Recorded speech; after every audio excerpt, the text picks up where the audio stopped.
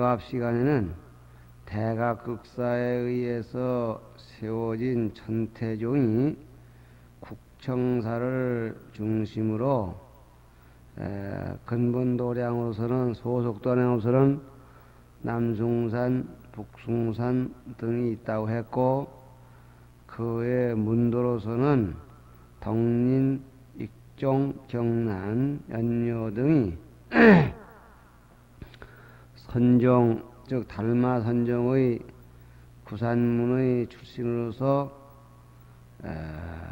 천태종 대선에 응모해서 대거 합격해서 천태종풍을 이어나갔다, 이런 내용으로 말씀을 했었습니다.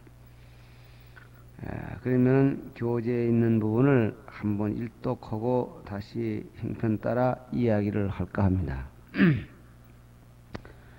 천태종이 선종의 일파로 창립된 후 구산문은 선종이란 이름을 독점할 수 없게 되매 조계종이란 이름으로 행세하게 되어 선문의 양종이 되고, 양자가 아니라 양종입니다. 양종이 되고, 교회 5종도 화엄, 원용종, 자은, 법상종, 중도, 법성종, 그 다음에 남산, 계율종, 그리고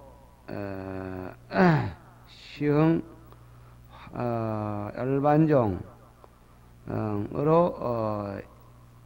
종명이 계층되어 이때부터 오교 양정으로 불리게 되었다, 이런 토막입니다. 이 대목은 요컨대 천태종이 생김으로써 그 부수적으로 종단의 판도 내지는 체질이 바뀌었다, 뭐 그런 얘기가 됩니다. 다시 말하면은 그동안에 오교 구산, 교회 오교, 선의 구산, 이렇게 해서 선교, 이렇게 균형 있게 자리 잡고 성장했었는데, 천태종이 출현해서 대등은 한 종으로서 이렇게 나설 뿐만 아니라 참 군주의 절대적인 보호 밑에 인재가 그리 쏠려버렸습니다. 그러고 보니 천태종의 위치가 막강한데 그 계통이 교냐 선이냐, 천태종은 선의 계통으로 자처합니다. 그래서 지금 읽은 첫째 줄 마지막 줄이니까 천태종이 선종의 일파로 창립된 후 그랬습니다. 천태종이 선의 일파로 이게 자처할 수 있는 이유는 그 천태종의 수행 방법이라는 게 바로 이 선에서 선하는 것과 내용이 참 같다고 할 것입니다. 사마타, 또 뭐 비발사나 선나, 이렇게 그 삼관을 닦아나가는데 소위 천태삼관이라 그래서 이 천태삼관에 의해서 모두 손을 닦아나가는, 그러니까 이 구산문 계통 달마 선종에서 화두를 들고 선언하느냐, 이 천태삼관법에 의해서 참선하느냐, 이것만 다르다 보니 이 손은 손입니다. 그러니까 일파로 등장하고 나니까 그동안에 구산문만이 이 선종이라는 이름을 독차지할 수가 없게 되었다. 그러니까 구산종의 선문, 천태종의 선문, 이렇게 하니까 구산문이 우그러져서 하나의 종으로서 조계종, 이렇게 불리게 됐다는 얘기입니다. 그러니까 조계종이라는 이름이 지금 대한불교 조계종 그러는 것이 사실은 이때 한번 등장됐다가 중간에 쉬었다가 또 이번에 우연찮게 참 정화바람에 다시 등장된 겁니다. 그러면은 이 조계종을 일명 달마종이라고 했다고도 하는데 여기는 그런 소개가 없습니다만은 조계종이라고 하게 되고 그 반면에 천태종이 또 이제 하게 되고 그래서 이 천태종이라는 종이 앞시에도 말씀했지만은 중국에서 이루어져 가지고 그 대성은 지자대사 지의가 천태산에 오래 살았다고 해서 천태종, 또 이 구산문도 근원을 소급해 올라가면 달마종이고 달마의 근원도 올라가 보면 육조인데 육조가 살고 있던 자리가 조계라고 해서 조계종. 그래서 모두가 이 살고 있던 지명 이걸 따가지고서 종단을 표방하게 됐다 이런 얘기입니다. 그래서 선문의 양종이 되고 그랬습니다. 그러니까 천태종이 하나, 그리고 그동안 있던 구산문으로 불어있던 것이 하나, 이렇게 해서 결국 구산문이라는 건 그동안은 당당하게 거의 종파 비슷하게까지 올라갔던 것인데 내규로 이제 어느 파 가닥을 가리는 데에 필요한 정도지 그냥 묶여서 선종 하나, 즉 조계종 선종 하나, 이쪽에 천태종 선종 하나 이렇게 나눠졌고, 교종도 본래 원룡종은 화엄종으로, 법상종은 자은종으로, 또 중도종은 법성종으로 이렇게 괄호 안에 있던 종이 괄호 밖의 종으로 바뀌어 나갑니다. 이렇게 되면은 그동안은 오교 구산문 하던 것이 오교 양종, 즉 교의 오교는 이름만 바뀌었지 그냥 다섯 형태로 그려 있는데 선의 구산문은 양종으로 바뀌게 되었다 그런 얘기입니다. 이상으로서 이 천태종이 세워지는 얘기, 또 이 파급 효과까지를 일별했지만은 이 천태종에 관계된 얘기를 조금 더 몇 말씀 하자면은 채관법사의 천태사교의 이걸 거론하지 않을 수가 없습니다. 이 채관법사는 이 대각국사보다 그저 한 100여 년 앞섰다고 할까요? 그래서 이 대각국사께서 고려 문종 때뿐이라면 1055년, 이 채관법사는 950, 60년경에 태어나신 분입니다.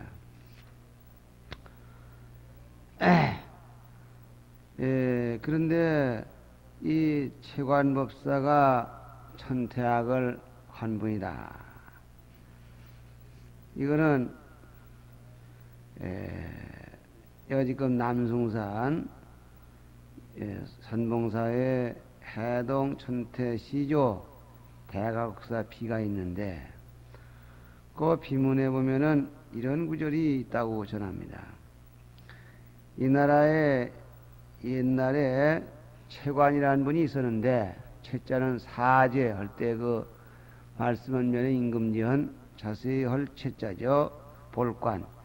채관이라는 분이 있어서 교관을 전에 얻었더니 이제는 그 전해주고 전해받는 일이 끊어졌다 이런 말이 있고, 또 내려가다가 천태종이 비록 채관 그리고 지종, 지혜지자 마루종자 두 사람을 얘기를 합니다. 이런 무리들에 의해서 시초는 되었으나 이 나라에 그 종이 세워지진 못해서 학자들이 그걸 접할 길이 없었다 이렇게 해서 대각국사가 천태종을 세워야 할 배경을 얘기함에 있어서 채관법사에 의해서 천태종의 학설이 이미 들어오긴 들어왔지만은 구체적으로 종이 세우진 못했었음이 유감이다. 이런 내용으로 임존, 수풀인자, 둘존자, 이슬존자, 임존이라는 학자가 대학사비를 저술하는데 그런 말이 있습니다. 또 대학사가 스스로 이 국청사를 지었다고 했는데 그 국청사를 짓기 위해서 발표한 그 모연문 거기에도 그런 말이 나오는데 우리나라 불법이 들어온 지 700여 년 사이에 여러 가지 종파가 참 각가지로 이렇게 발달했고 그런데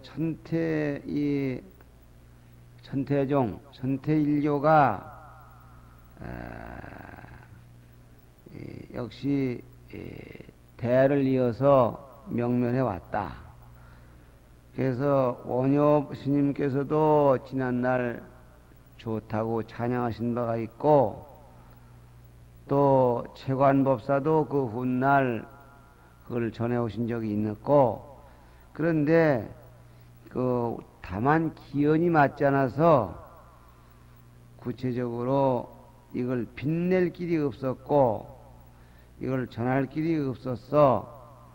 이 천태종을 세우는 일을 누군가가 해야 될, 다시 말하면 이 큰 일이 누군가를 기다리고 있는 것 같은 그런 인상이었다. 이렇게 얘기를 하고 그 기다리고 있는 사람이 바로 당신이다. 이렇게 지금 해서 일생 동안 이 천태종을 크게 세울 것을 우리 기임 자기가 태어난 보람으로 이렇게 생각을 했던 것입니다. 그러면은 이 채관법사는 누구냐? 이 채관법사는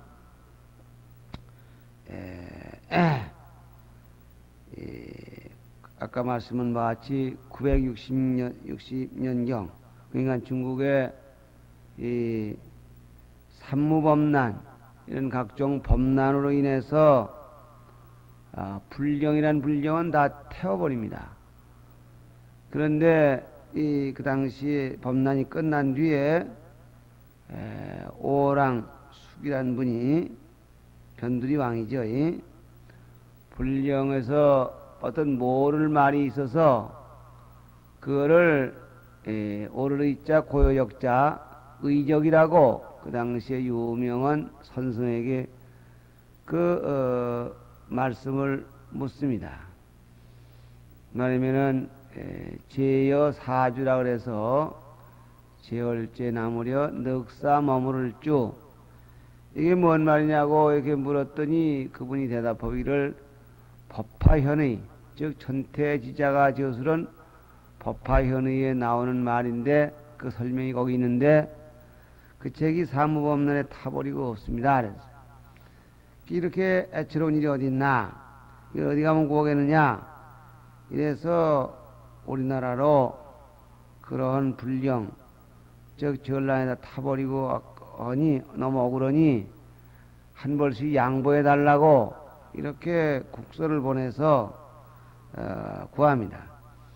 지금은 그렇게 꼭 생각해 주지 않은 것 같은데 그때만 하더라도 이 불경을 갖추어 가지고 있는 것만이 나라의 복이다. 복의 이 근원이 없어졌다. 이렇게 생각을 했던 겁니다. 그래서 여기서 말하는 광종 11년이라는 게 바로 왕께서 이 채관법사에게 거기서 요구하는 서적, 즉 법화현의 등 각종 법화종의 소송 문헌을 가지고 중국으로 가도록 이렇게 명을 내리시는 해가 바로 이 해였습니다.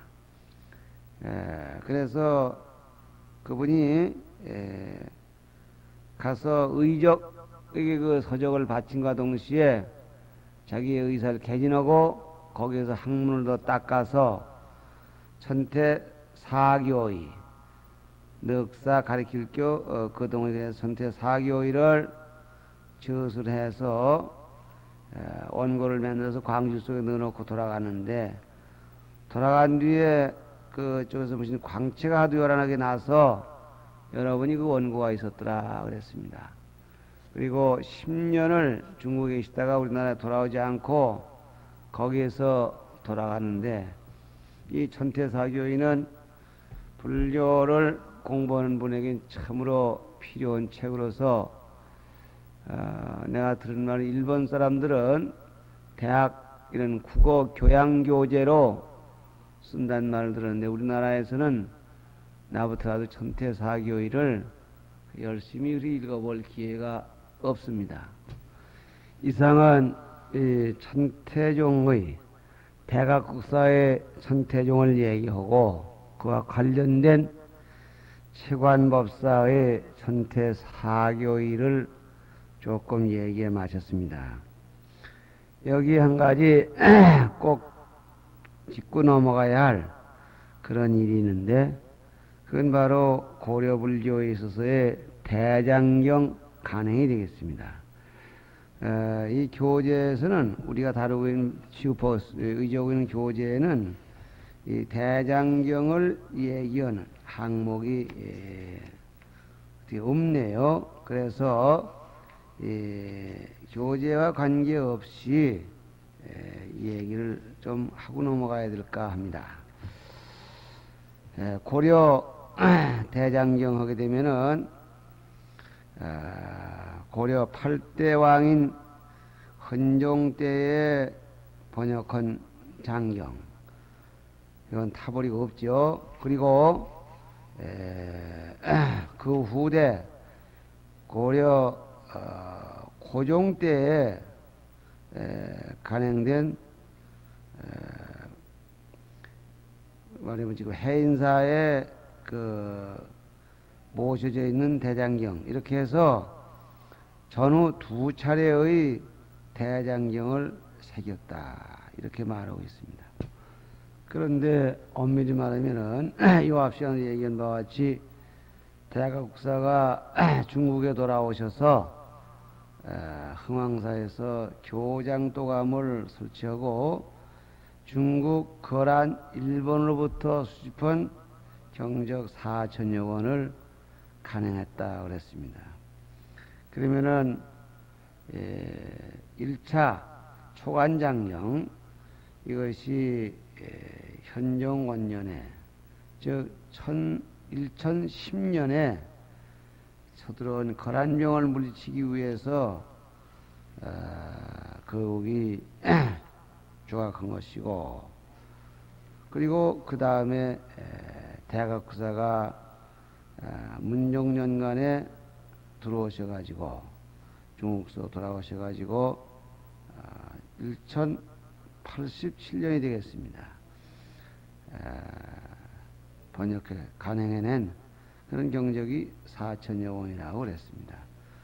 그리고 세 번째로 고려 23대의 고종 때의 해인사장경 이것이 정확히 말해서 1231년이 되겠습니다. 그러니까 이런 순서로 볼 때 전후 세 차례의 장경불사가 있었다 이런 얘기가 되겠습니다. 어쨌든지 대소사를 부처님의 가피력에 의해서 이루어진다는 이러한 이 기복적인 그런 기복적인 색채를 짙게 띄고 있던 고려불교는 속절없이 큰 국난을 만나게 되는데 그럴 때 반드시 장경불사를 해서 이겨냈다. 그게 또 하나의 특징이겠습니다.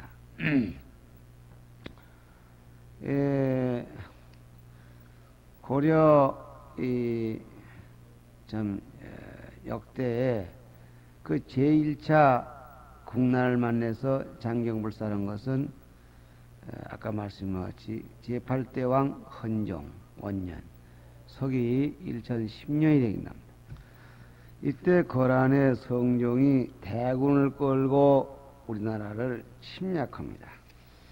마치 미란 때 밀리듯이 아무런 대책 없이 밀리고 밀려서 결국은 임금이 전라남도 나주로 피난을 가는 그런 그 일이 생깁니다. 온 나라가 그냥 아우성이 되어서 부처님께 가호를 빌고 각 방면으로 국난을 물리치려고 했지만은 결국은 적군이 물러난다는 것은 쉬운 일이 아니고 대전 상태에 있습니다. 이럴 때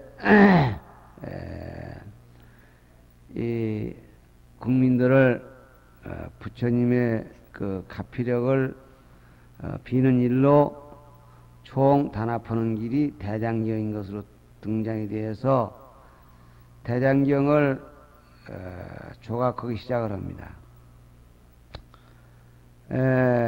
이런 걸 보자 적군들은 참 상황 판단이 멀리 나와서 이렇게 조용히 들어가지 꼼짝도 안 하는데 뭐가 들었는지도 모르겠고 또 이걸 멀리 나와가지고 저 남한까지 치고 내려가는 것도 무의미하고 그렇다고 해서 왕이 피난한 지 2개월 만에 왕도로 환궁할 수가 있었고 그때 시작한 대장경을 10년 동안 쭉 계속해서 5048권이었다고 합니다. 이거를 완성해서 대구 보인사에다가 봉안합니다. 그래서 제1차적인 그런 보물이 이루어지는데 그로부터 약 한 165년을 지내 가지고 고려 제23대 고종 때 이때는 몽고가 또 쳐들어옵니다.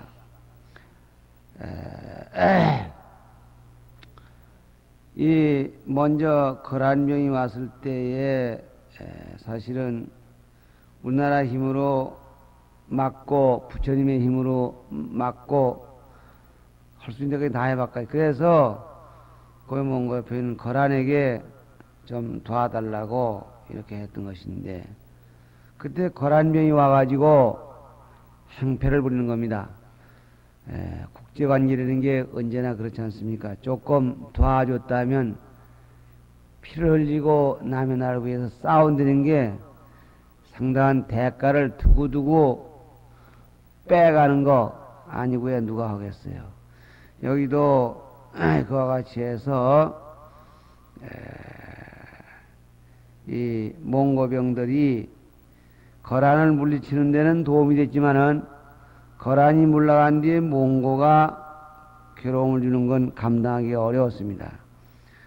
주로 어떤 형태로 괴로움을 주느냐 하면은 나 쌓아준 그 은혜로 1년에 상당한 물건을 우리나라 재정 형편에 과다할 정도로 금이야 은이야 뭐 인삼이야 이런 것들을 가져라고 해서 견디기 어렵습니다. 그 불평이 대단했었는데 그런 동안에 불행하게도 이 몽고에서 왔다가는 그런 이 사신 하나가 몽고로 돌아가는 길에 저 평안도 지방에서 어떤 괴한에게 피살당합니다. 몽고는 이 책임을 묻는 그래서 너희가 감히 우리 사신을 공물도 좀 부담스럽게 생각하는 그런 주제들이 사신을 죽였을 것이 틀림없다. 뻔때를 보인다. 이렇게 하고서 전쟁이 터지는 겁니다. 이때가 바로 고종 18년 서력기원 1231년이 되겠습니다. 사태가 이쯤 되고 보니까 고려 우리나라에서는 대단히 다급했습니다.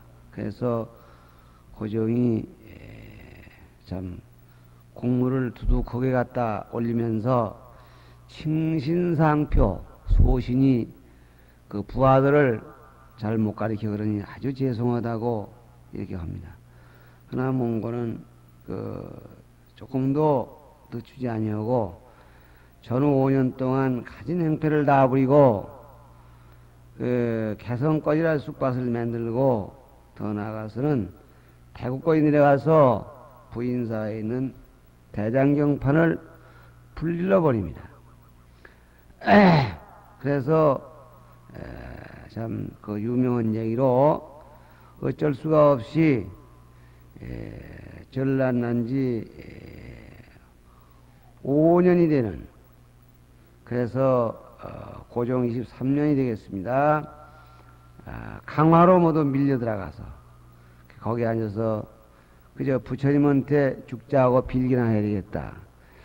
어찌 보면 그 전략상으로 몽고 이 아들은 사막 대륙지대에 뛰어다니는 애들이라 배를 탈지 모르니까 강화에 배를 타고 건너오는 재주는 몰랐을 것이다. 이렇게 생각해도 좋겠습니다. 그래서 고종 24년 시작해서 고종 38년, 전후 16년간이라고 했습니다.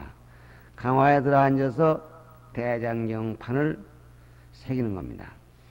그 대장경을 새기기에 앞서 이규보 별유 가풀보, 이 규보라는 분에 의해서 왕의 이름으로 부처님께 드리는 발언문을 지어서 삼보전에 봉독한 일이 있습니다.